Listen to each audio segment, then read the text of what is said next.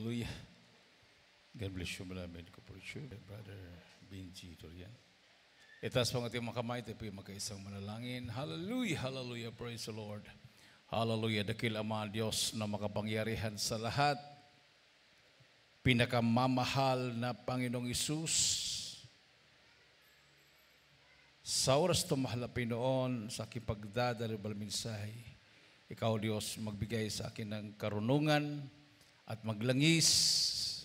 Buksan mo, Diyos, pangunawa ang bawat isa narito. Hipuy mo, mahal na Panginoon, kalabang ang puso. Ipaunawa mo sa kalibanghelong kaligtasan sa ganang akin o magagawa at pangutlangin namin kagalang-galang at minamahal Pastor Rizal Medang, yung Holy Propeta, aking sinasabi na magawa ng kaaway, demonyo ng hadlang at paglangan, lumaya sa magalitan in the mighty name of Jesus. Hallelujah, hallelujah. Praise the Lord. Everybody say, praise the Lord. Praise the Lord. Hallelujah. The highest praise, glory, honor, and majesty belongs only to our dearest Jesus. And we give double respect and honor to our beloved parents in the Lord. And we cherish the blessed memories and teachings of our dearly beloved and honorable evangelist, Pastor Weldy Estrada Almeida, and our dearly beloved and honorable assistant, Pastor Lina Camona Almeida. And it's so great, the beloved Almeida family, sa aking mga kasama, mga manggagawa at mga ngaral, sa inyong lahat, minamahal na makapatiran, galing pa po sa iba't ibang mga lugar sa buong Isabela. To our beloved webcast viewers, sa ating mga beloved visitors, magandang hapon na po sa lahat. Palakpakan natin ang ating mahal na Panginoon. Buksan po natin, minamahal, ang 1 John chapter 3, verse 16. Unang Juan, Kapitulo 3, versikulo 16, English, Tagalog. From the first book of John, chapter 3, verse 16. Hereby perceive we the love of God, because He laid down His life for us, and we ought to lay down our lives for the brethren. Dito po sa Tagalog, mga minamahal.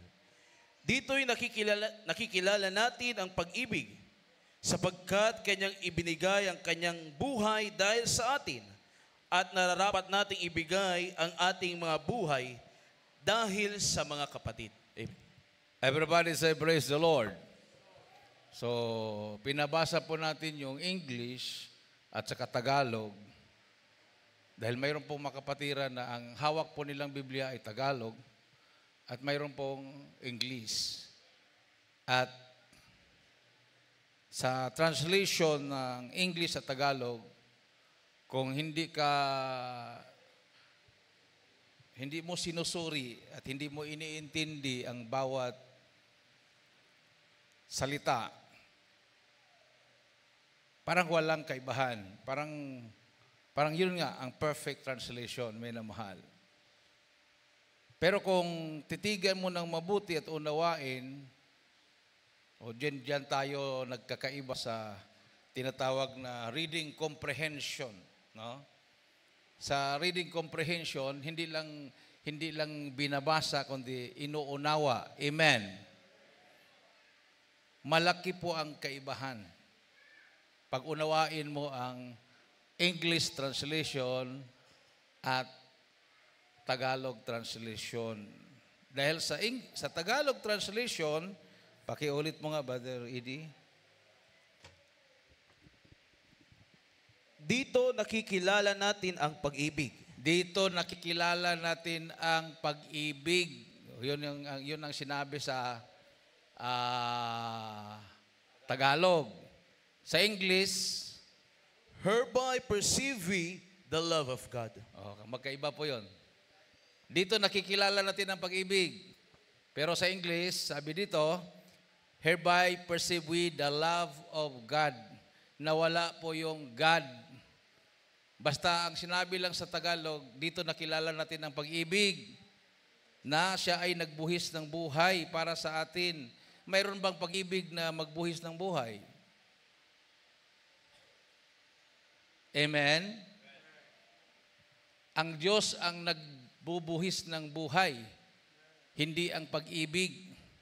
So pagtanggalin mo yung Diyos, parang ang lumutang, ang pag-ibig ang nagbibigay ng buhay. So kailangan idugtong mo yung love of God para makuha mo yung kahulugan na dahil sa pag-ibig ng Diyos, siya ay nagbibigay ng buhay para sa atin. Sino nagbibigay ng buhay? Ang pag-ibig ba o ang Diyos? Ang Diyos. Kaya lang minamahal, hindi nila isinama yung Diyos dahil paano magbigay ang Diyos ng buhay para sa atin na ang Diyos ay Espiritu? Di ba? Siya ay walang laman, siya ay walang buto, siya ay hindi nakikita. Paano niya ibigay ang kanyang buhay para sa atin? Dahil hindi po nila pinapaniwalaan na si Kristo ay Diyos. So, ibinigay ng Diyos ang kanyang buhay sa atin dahil siya ay nagkatawang tao. Amen. Oh, yun po yung sineselebrate the other week. No? Tinatawag na Holy Week. Holy Week. Holy, whole week. Holy lang sa buong linggo. Pag after Holy Week, balik na naman sa inuman, balik na naman sa sugalan, balik na naman sa babae, balik na naman sa lahat ng mga kademonyuhang gawa. So, sa loob ng isang taon, mayroon pong isang linggo na tinatawag na Semana Santa na ang mga tao ay nagbanal-banalan. No? Hindi po yan ang dahilan kung bakit ang Diyos ay nagbigay ng buhay para sa atin. Kundi para magkaroon tayo ng tinatawag na holy life, hindi Holy Week. Ibinigay ang kanyang buhay para sa atin para magkaroon tayo ng holy life. Holy, whole life, banal sa buong buhay natin. Amen. Nung nakilala natin si Kristo, doon nag-umpisa na tayo ay lumakad na sa buhay na may kabanalan hanggang sa pagbabalik ng ating mahal na Panginoon. Everybody say, praise the Lord. Yan po yung katotohanan, minamahal. Hindi po siya nagbigay ng kanyang buhay para magkaroon tayo ng Holy Week na magbanal-banalan sa buong isang linggo, kundi magkaroon tayo ng holy life. Tayo po ay maging banal sa buong buhay natin. Amen? So, kung papiliin po kayo, minamahal, anong gusto nyo? Holy Week, Holy Life? No, Holy Life. Yung iba, gusto Holy Week lang para hindi masyado matagal. Oh, madali lang yung Holy Week. Ilang araw lang yan. Pagkatapos, pwede ka na mababae, pwede ka na magsugal, pwede ka na maglasing, pwede ka na magbisyo. Kasi isang linggo lang ang banal. Pero kung holy life ang ating pong buhay, mula na nakilala natin ang Malapino, isinuko ang ating buhay sa Kanya, iniwanan na natin ang mga bisyo na yan. Palakpakan natin ang ating Diyos na buhay. Kaya lang, wala pa yatang 10%. Sabi nga ng ating mahal na kapatid kanina, sa kanya pong mga panaginip o mga pangitain, nung nakita niya na nagkaroon ng rapture, konti lang po yung na-rapture. marami pong naiwan. Ang ibig pong sabihin noon, hindi po yun inside the church ang kanya pong nakikitang vision, no? Yung maraming naiwan, ibig sabihin yung mga hindi naglilingkod sa mahal na Panginoon. Amen. Kung ipinakita sa kanya ng mahal na Panginoon yung event sa barangay, halimbawa, dalawa lang yung naglilingkod sa Diyos, namuhay na may kabanalan, dalawa lang yung makita niyang na-rapture doon. Yung barangay na yon o yung pagtitipo na yon, halimbawa sa palengke, kung 10 lang yung Kristiyanong nandoon, na lumalakad sa katuwiran ng Diyos, yung 10 lang yun ang rapture. Maraming maiiwan. Kasi ang pagparito ng mahal na Panginoon, minamahal, hindi po ito exclusive. Na siya ay pumarito sa isang tao lang, sa isang grupo lang. Sabi nga, for God so loved the world. Pag sinabing world, buong sanlibutan. Pumarito siya hindi lang po para sa atin. Hindi lang po para sa taga Jesus Miracle Crusade. Hindi siya pumarito para sa mga Katoliko lang. Hindi siya pumarito para sa mga Protestante lang. Siya pa ay pumarito para sa lahat. Kahit hindi mga Kristiyano, kasama po doon sa planong kaligtasan ng mahal na Panginoon. Pag sinabing buong sanlibutan, hindi lang po Kristiyano tinutukoy. Palakpakan natin ng ating mahal na Panginoon. At katunayan, nung ang mahal na Panginoon ay nagkatawang tao, ang mga followers nung panahon na yon ay hindi pa tinatawag na Kristiyano. Amen? Ay, ganun ba yun, Brad? Oo, ganun. Nung ipinako siya sa cross at siya ay nabuhay na mamuli, hindi pa rin sila tinatawag na Kristiyano noon. Nung umangat ng mahal na Panginoon sa langit at naiwan ang mga apostoles, nagtipon sila sa upper room, sa Jerusalem, sa araw ng Pentecostes, hindi pa rin sila tinatawag na Kristiyano. Kailan ba sila tinawag na Kristiyano? Noong pinag-uusig na sila at sila ay lumabas na sa Jerusalem. At ang pinakaunang lugar kung saan sila tinawag na Kristiyano ay sa dako po ng Antioch. O saan ba yung Antioch?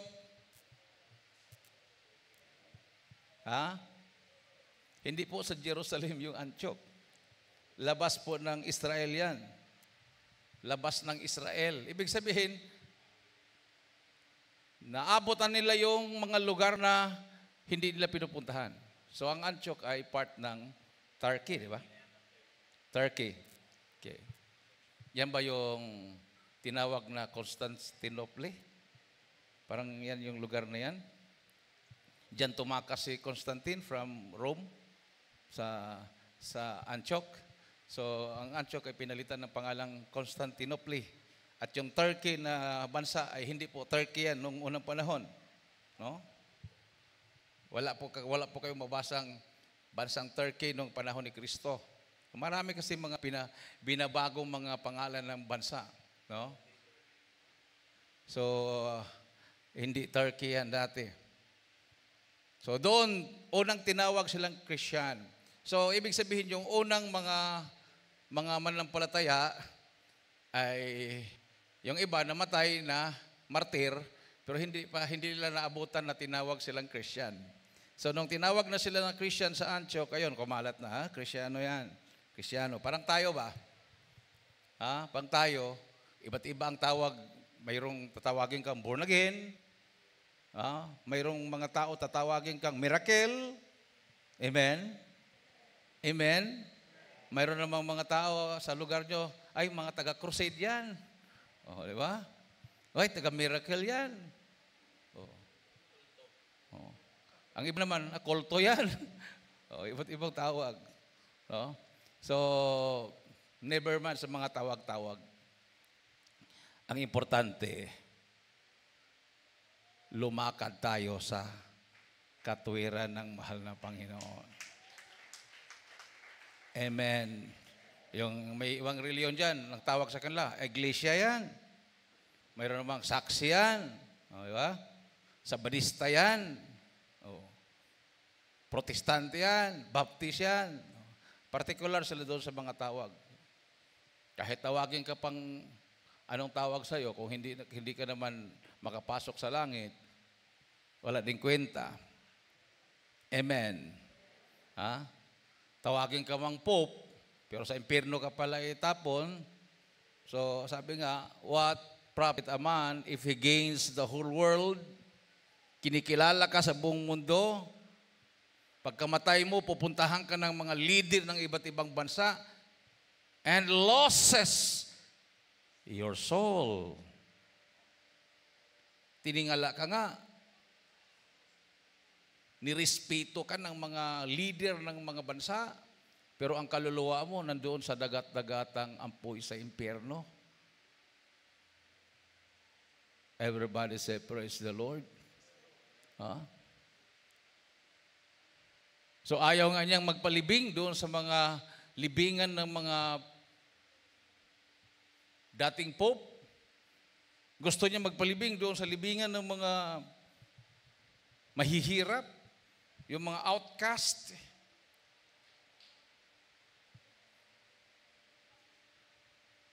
Kasi doon mo ma-realize doon mo ma-realize.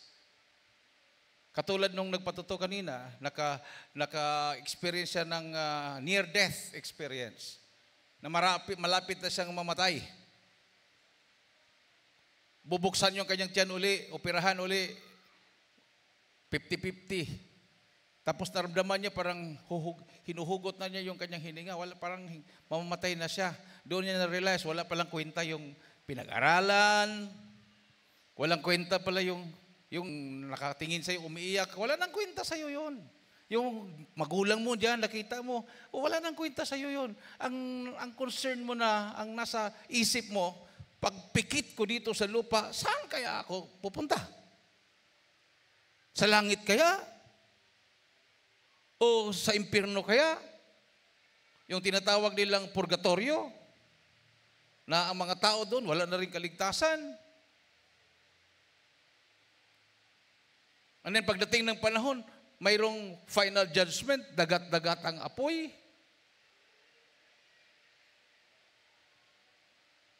So sabi dito, minamasa, verse 16, hereby perceive we the love of God because He laid down His life for us. Ang Diyos, dahil sa kanyang pag-ibig, ibinuhis ang kanyang buhay para sa atin. So nagkatawang tao siya. Siya lang ba? Sabi dito, and we ought to lay down our lives for the brethren. We ought. Ano ba ang ought sa Tagalog? Kinakailangan? Nararapat. Ano bang ibig sabihin ng nararapat? Kinakailangan. So, hindi pwedeng, kay brother ko, ano lang yan? Kay brother, idi lang yan. Gift niya yan. Hindi po gift yan. Pag sinabing nararapat, ang tinutukoy ba sa sinasabing nararapat, we ought, o kailangan, o tayo'y nararapat, ibig sabihin ba, pinili lang yan, o lahat? Lahat. Parang bautismo ba? Nararapat, bautismuhan ang lahat na tao. So, hindi po iilan lang. Nararapat tayo ay we ought to lay down our lives for the brethren. So, unang-una, sinunod ba ni Mala Pastor yan? Yes. Halos hindi kumakain. Kabibreak lang, fasting uli. Paano yan? Kung madisgrasya at mamatay. Yun na nga, we ought to lay down our lives for the brethren. So, ginawa ni Malapastor paulit-ulit na ayuno, paulit-ulit ang fasting, halos hindi na matulog, fasting para sa mga kapatiran, para tayo ay lalakad sa katuwiran ng Malapinon at gagaling ang ating makaramdaman, magbabago ang ating mga buhay. So, yan din ang ginagawa natin. Gusto nating maligtas ang ating mga mahal sa buhay, ang ating kapatid, ang ating mga magulang. Nag-fasting tayo at sila'y kasama na natin ngayon naglilingkod sa mahal na Panginoon. Palakpakan natin ang ating mahal na Panginoon. Pumasok ang ating mahal na pastor sa kampo ng Abu Sayyaf para maligtas ang mga hostages, para maligtas ang mga Abu Sayyaf, para maligtas ang mga sundalo at mga pulis, para maligtas ang gobyerno nung panahon na yon under the former President of the Philippines, Joseph Estrada. So nakita nila yung mga mission na yon. After ng mission na yon, nung nakalabas ang mga sipadan hostages, anong result? Marami pong mga Muslim hinanap ang gawain ng mga Filipino sa Zamboanga. Dinala nila yung kanilang mga mahal sa buhay na mga may sakit, nagsigaling at nagbagong buhay nila.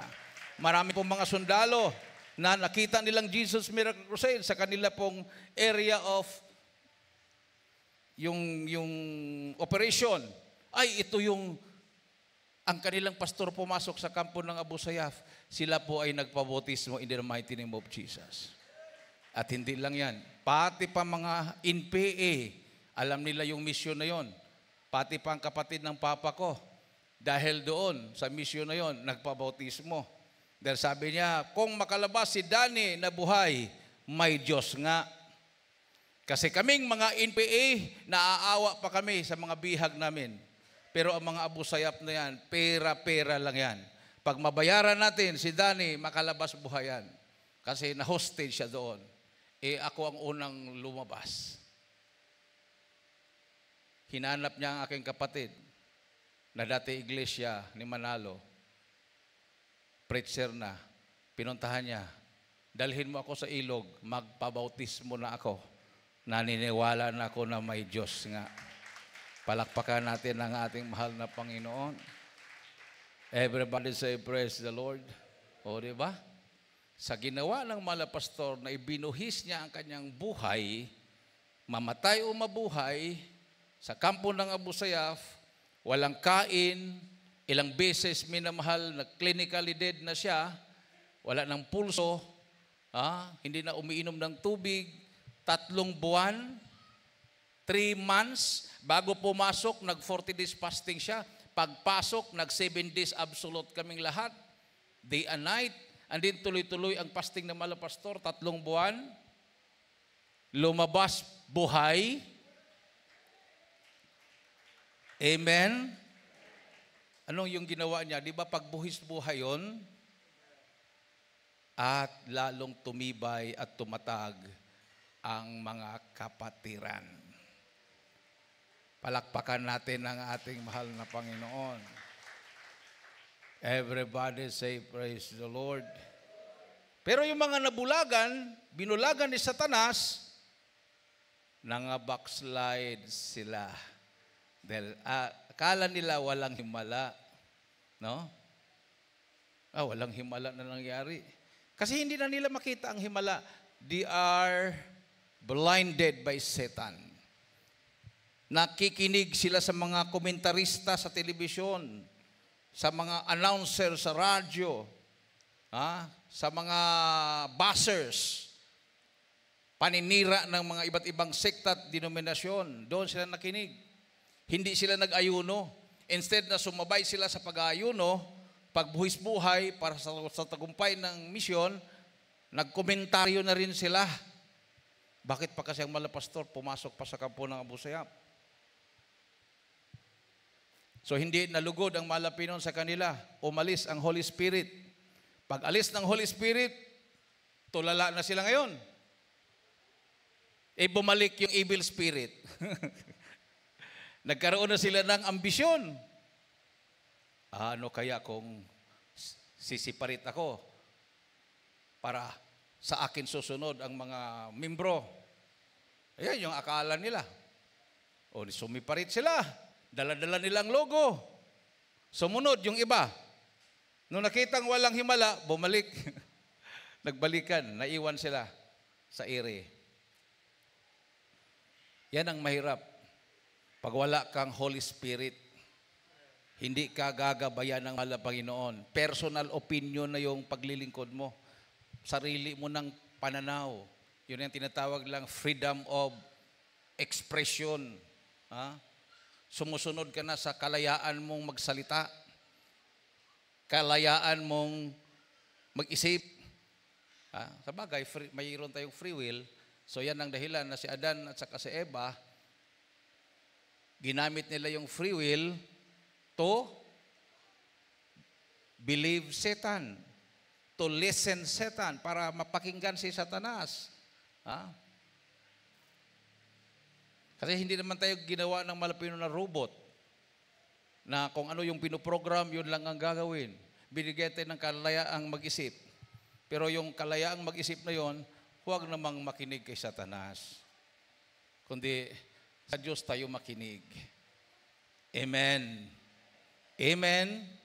Palakpakan natin ang ating mahal na Panginoon. At may mga pagkakataon na ang kausap mo ay ang Diyos na pala. Hindi mo alam, no?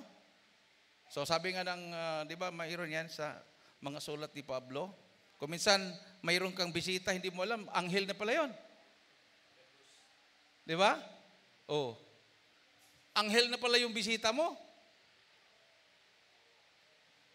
Naranasan ng mga apostol yan. Habang sila naglalakad, ang kausap nila ang Diyos na pala. Basahin po natin yan sa from the book of St. Luke, chapter 24. Now upon the first day of the week, very early in the morning, they came unto the sepulchre, bringing the spices which they had prepared, and certain others with them. And they found the stone rolled away from the sepulchre. So pagdating nila doon, wala naman yung bato na nilagay nila sa pintuan ng libingan ng Panginoon. Kasi ang libingan noong unang panahon ay gilid ng pangpang. O magbuta sila doon, ilagay yung coffin o yung tao na binalot ng puting damit, ilagay nila doon tapos saraduan ng bato. So nung sila'y naglalakad,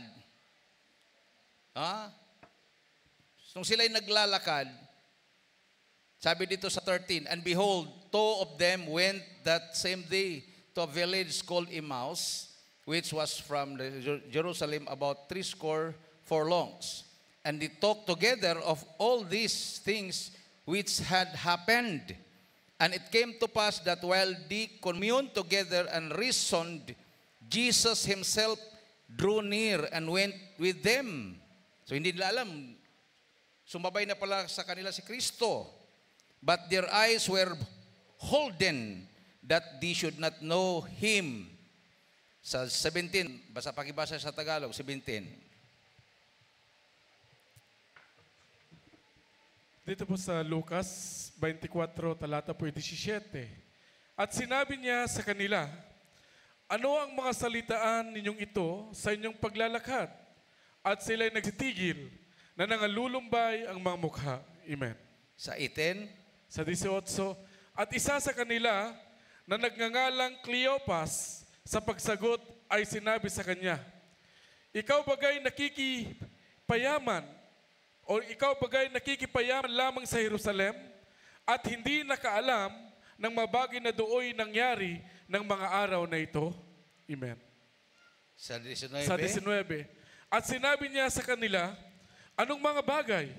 At sinabi nila sa kanya, ang mga bagay tungkol kay Jesus na Nazareno, na isang propetang makapangyarihan sa gawa at sa salita, sa harap ng Diyos at ng buong bayan. Amen. 20. Sa 20. At kung paano ang pagkabigay sa kanya ng mapangulong saserdote at ng mga pinuno upang hatulan sa kamatayan at siya'y ipako sa krus. 21. Datapwat hinihintay naming siya ang tutubos sa Israel. Oo, At bukod sa lahat ng mga ito, ay ngayon ang ikatlong araw, buhat ng mangyari ang mga bagay na ito. So, sumagot sila. Ngayon ay ikatlong araw. Araw ng linggo yon. Ngayon ang ikatlong araw. Buhat siya ay pinako sa cross. Hindi nila alam yung kausapan nila, si Kristo na. Amen? Everybody say, praise the Lord. Yun ang sinasabi ko, minamahal ko. Minsan, ang kinakausap mo na pala ay mga anghel. Hindi mo alam yun. Dito naman, ang kinausap nila, ang Diyos mismo na, si Kristo. At sinabi dito, sa 23, and when they found not his body, they came saying that they had also seen a visions of angels, which said that he was alive. And certain of them which were with us went to the sepulchre, and found it even so as the woman had said, but him they saw not. Sa 25, then he said unto them, O fools, and slow of heart to believe all that the prophets have spoken. Ought not Christ to have suffered these things and to enter into his glory? 27. And beginning of at Moses and all the prophets, he expounded unto them in all the sepulchres the things concerning himself. And they drew nigh unto the village whither they went, and he made as though he would have gone further. But they constrained him, saying, Abide with us, for it is toward evening, and the day is far spent. And he went in to tarry with them. And it came to pass, as he sat at meat with them, he took bread and blessed it, and brake and gave to them. And their eyes were opened, and they knew him, and he vanished out of their sight. Doon nila nalaman, ay si Kristo pala yung kanilang kasama. Palakpakan natin ang ating mahal na Panginoon. Everybody say, praise the Lord. So, mayroon talaga pagkakataon na kahit nasa buong katotohanan ka na, akala mo wala ka pa sa buong katotohanan. Amen? Oo. Baliktad tayo doon sa kanilang kalagayan, kahit si Kristo na yung kanilang kausap, akala nila ordinaryong tao lang yung kausap nila. Hindi nila alam, yun na pala yung ipinako sa cross at nabuhay na mamuli ang Diyos na makapangyarihan sa lahat. Palakpakan natin ang ating mahal na Panginoon. So, Jesus appears to the 10. So, nagpakita siya sa 10, sa verse 36. And as they that spake, Jesus himself stood in the midst of them and said unto them, Peace be unto you.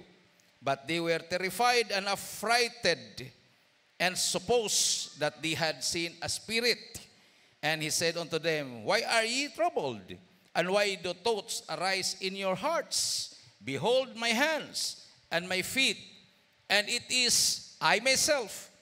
Handle me and see.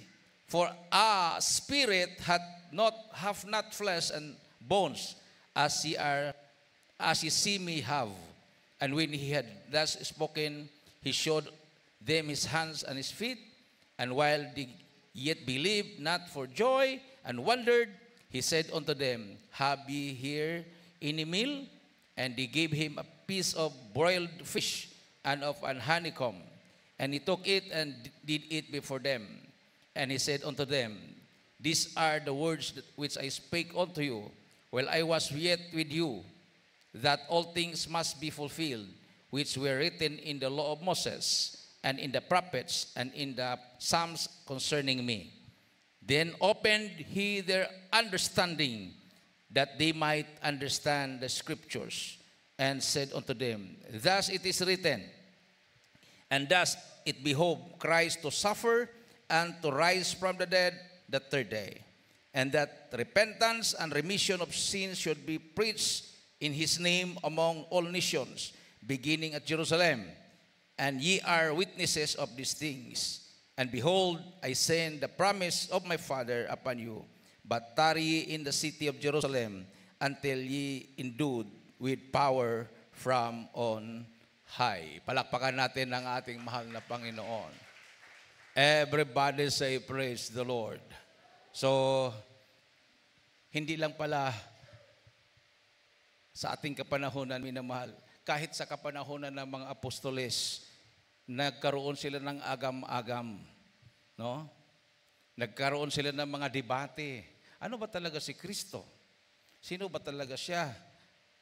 Walang nag-opose na siya ay magaling na guro. Siya ay dakilang propeta. Pero mayroon pang mas higit doon na kailangang malaman nila.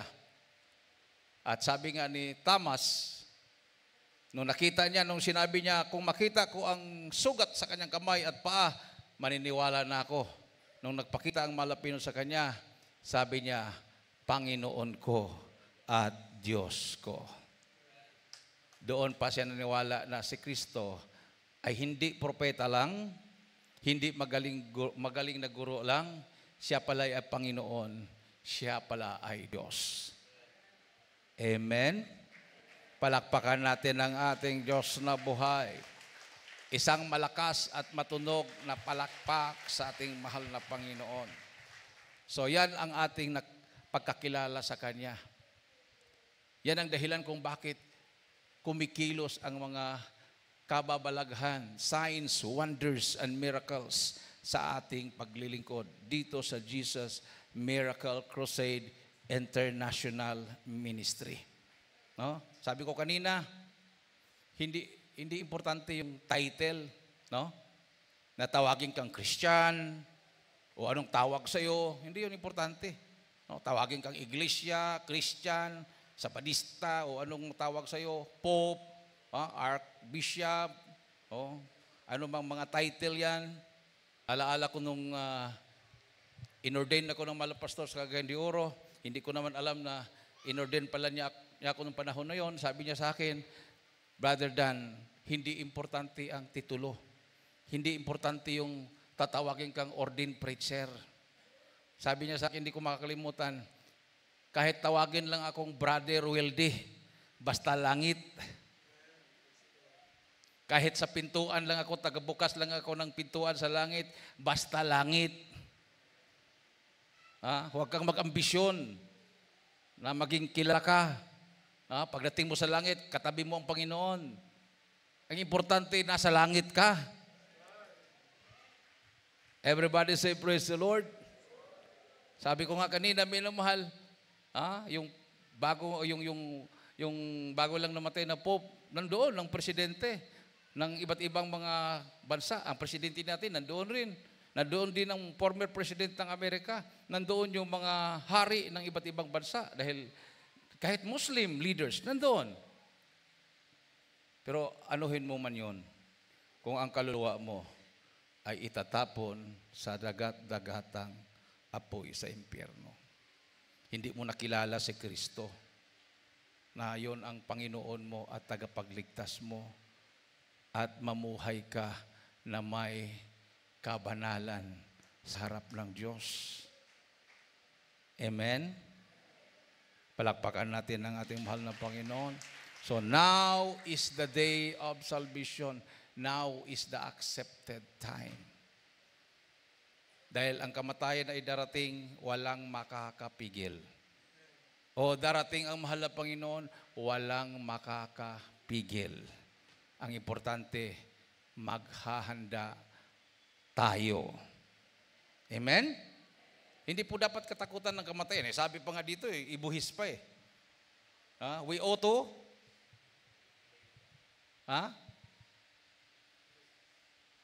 anong sinabi sa 1 John 3:16?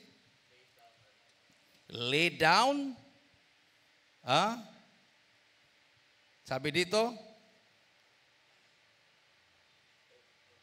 we ought to lay down our lives for the brethren. No? We ought to lay down our lives for the brethren. So kung ibuhis mo ang buhay mo para sa mga kapatid, ba't ka matakot mamatay? Yun pala yun . So ang mahal na Panginoon, dahil sa kanyang pag-ibig, ibinuhis niya ang kanyang buhay. Espiritu siya, hindi nakikita, walang buto, walang laman. Nagkatawang tao siya para maramdaman niya yung sakit, gutom, uhaw na naramdaman ng tao at para dadaan siya sa kamatayan. Kasi hindi naman namamatay ang Diyos. So kailangan siyang magkatawan ng katawang lupa, yung katawan ng tao, para mamatay. So yun ang tinatawag na bugtong anak ng Diyos, yung katawang tao ni Kristo. Namatay para sa lahat ng mga tao. Amen. Palakpakan natin ang ating mahal na Panginoon. Awitan po natin ang ating Diyos na buhay, minamahal. Hallelujah. So no debate. Hindi na kailangang magdebate na kami ang tunay na Kristiyano. Kayo, hindi kayo. Kami ang tunay na iglesia. Kayo, hindi kayo. Hindi na kailangan yon. Kahit mag-champion ka pa sa debate, magaling ka, idipinsahan mo yung relihiyon mo, tapos impirno pa lang tungo mo, walang kwenta yon. Walang kwenta. Maangkin mo man lahat. Ang kagustuhan mo. Kung anong sasakyan ang bibilhin mo araw-araw, lipat-lipat ka nilang sasakyan. Kung gusto mo mag-aeroplano, mayroon, mga sasakyan. Magpalit ka ng asawa, iba't ibang babae, mayroon. Tapos, pagdating ng panahon, si Satanas palang nagmamayari sa kaluluwa mo. Walang kwenta yon. Walang kwenta. Ang mga apostoles, sila pong lahat ay namatay sa panampalataya. Never po silang nakasakay ng magagarang sasakyan. Wala po sa kanilang nakahawak ng cellphone. Pero nasa langit sila. Wala po sa kanilang nagmamayari ng ektarya-ektaryang lupain. Hindi po sila tinitingala ng tao. Namatay ang mga unang Kristiyano, ang mga apostoles, kasama na si Apostol Pedro. Wala pong presidente o hari man ng mga bansa na dumalaw sa huling hantungan. Pero ngayon, yung mga nagsasabing sila ang kapalit ng mga apostoles, ang layo pag ikumpara natin. Napakalayo. They are fake Christian leaders. Napakalayo. The true church, ang totoong church, is a persecuted church. Kinamumuhian. Mostly ang mga kapatiran, mga mahihirap. Kung mayroon mang yumaman sila sa pagsunod sa kalooban ng Diyos. Wala pong lumalapit ditong dati na mayaman. Kung mayroon mang milyonaryo, bagsak na sa pagka-milyonaryo. Dahil sa sakit na wala ng kagalingan, tinaningan na sa doktor, wala ng pag-asa sa gamot, wala ng pag-asa sa ospital. And they are now serving the Lord. Maluwag na nagbibigay at lalong pinagpapala ng mahal na Panginoon. Itaas po ang ating mga kamay. Hallelujah!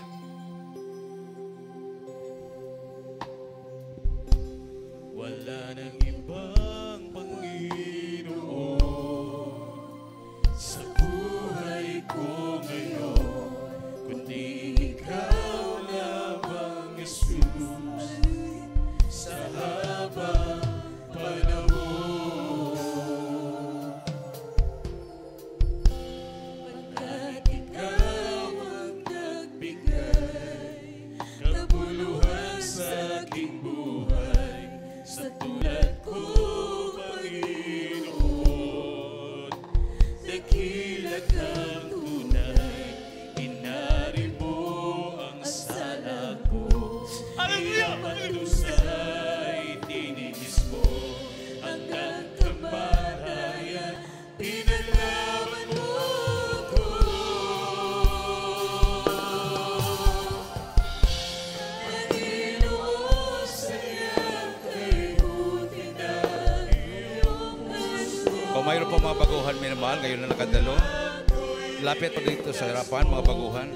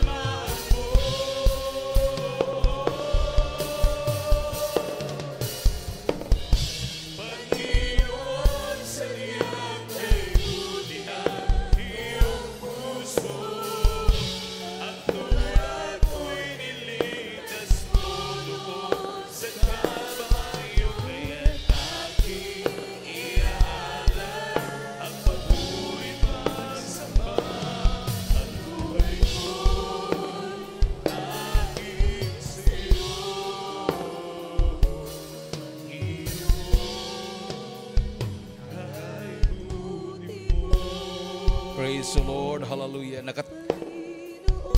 Manatiling nakaluhod, minamahal.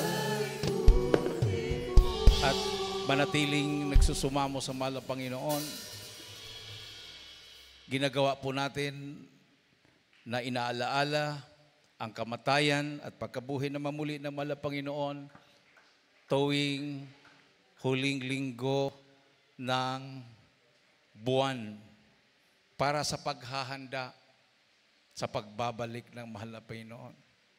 Dahil hindi po tayo pwedeng kumain ng tinapay at uminom ng saro na hindi po tayo nakapagsisi. Pag ginawa po natin na parang normal lang na kakain ka at iinom ka ng saro na walang pagsusuri sa ating sarili, mayroon pong consequences yan. Sabi ng verse 26 up to 30 ng unang Korinto, Kapitulo 11, For as often as ye eat this bread and drink this cup, ye do show the Lord's death till He come. Wherefore, whosoever shall eat this bread and drink this cup of the Lord unworthily shall be guilty of the body and blood of the Lord. But let a man examine himself, so let him eat of that bread and drink of that cup. For he that eateth and drinketh unworthily, eateth and drinketh damnation to himself, not discerning the Lord's body. For this cause many are weak and sickly among you, and many sleep or died.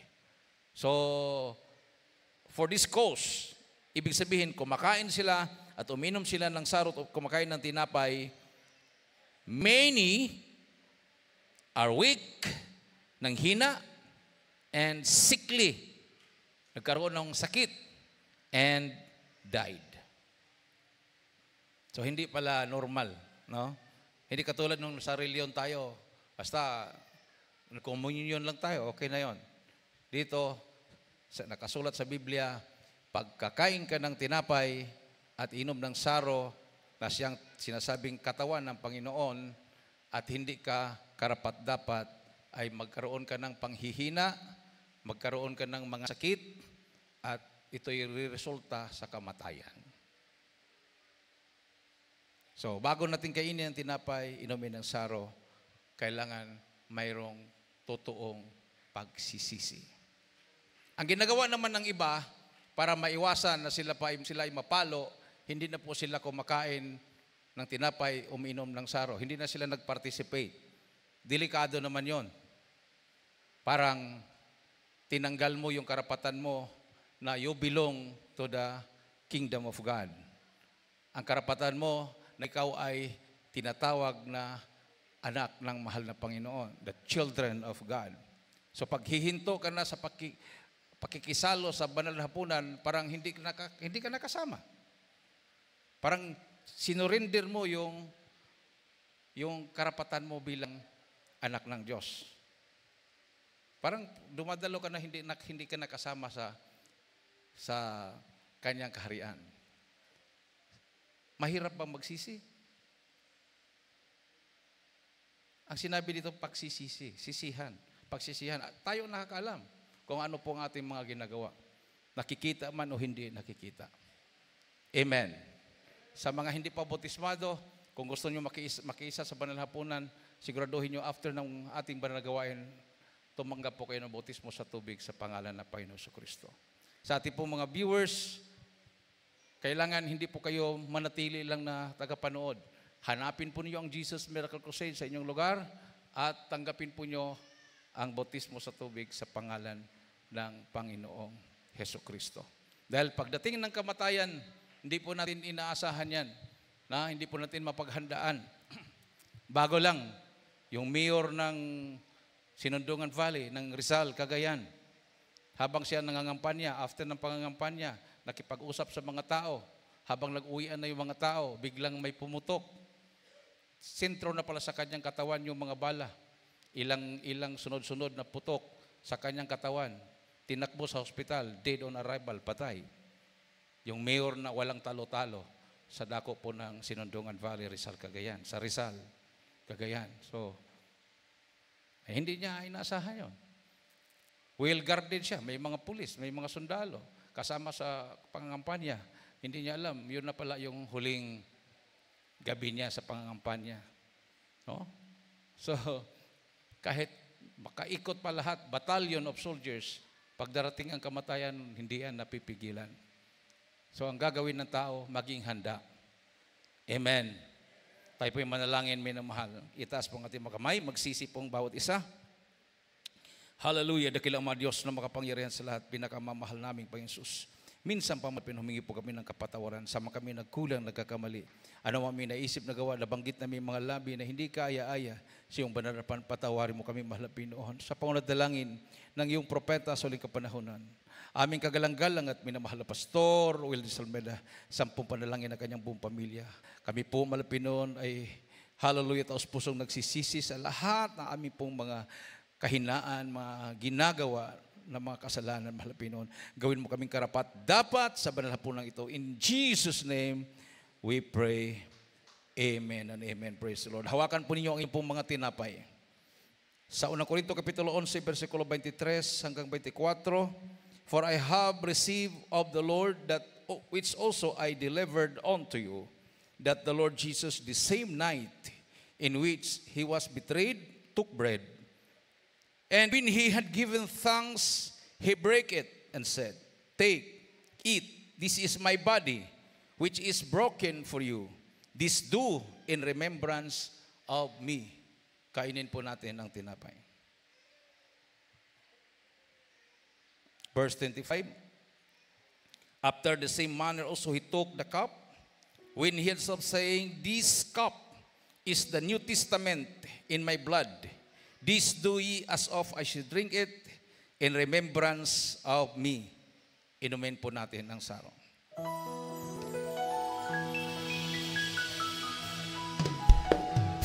Hallelujah! Hallelujah! And heal my broken body. You At kalagitnaan ng presensya nating mahal na Panginoon, minamahal, hallelujah, praise the Lord. Hallelujah! Hallelujah!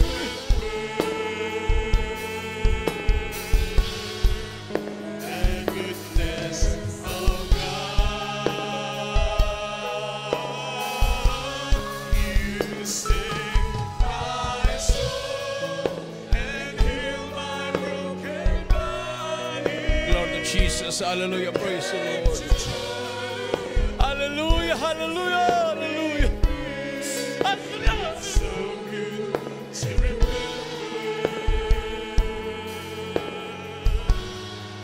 the goodness of God. Hallelujah. Kay gandang alalahanin.